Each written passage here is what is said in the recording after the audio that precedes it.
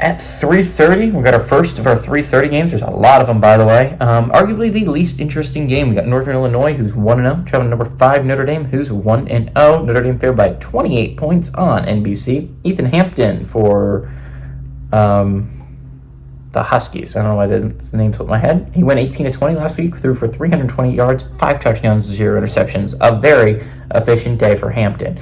Replacing a pretty beloved quarterback in Northern Illinois in Rocky Lombardi. Ontario Brown on the ground had 8 carries for 69 yards, and Trayvon Rudolph had 4 catches for 104 yards and a touchdown. Riley Leonard last week for Notre Dame went 18-30, threw for 158 yards. Jeremiah Love on the ground had 14 carries for 91 yards and a touchdown. And Bo Collins had 5 catches for 62 yards. Northern Illinois and Notre Dame have never played before, so that's an interesting fact.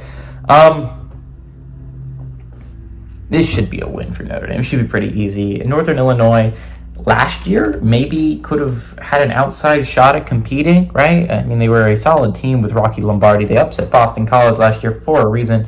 It's not like Boston College was on Notre Dame level, but like Boston College was a solid football team last year. Northern Illinois is not that team this year. It's part of the reason why I think the MAC kind of wide open is the quarterbacks we've kind of learned about in the MAC, like DeQuan Finn, like Curtis Rourke, like Rocky Lombardi, they're all gone this year. Now, 2 of those players transferred away, 1 graduated. It's a little bit different there, but the quarterbacks that we've kind of become accustomed to seeing their teams at least competing at a high level, they're gone. I mean, outside of Brett Gabbert, they're all gone, which is just like really interesting to think about.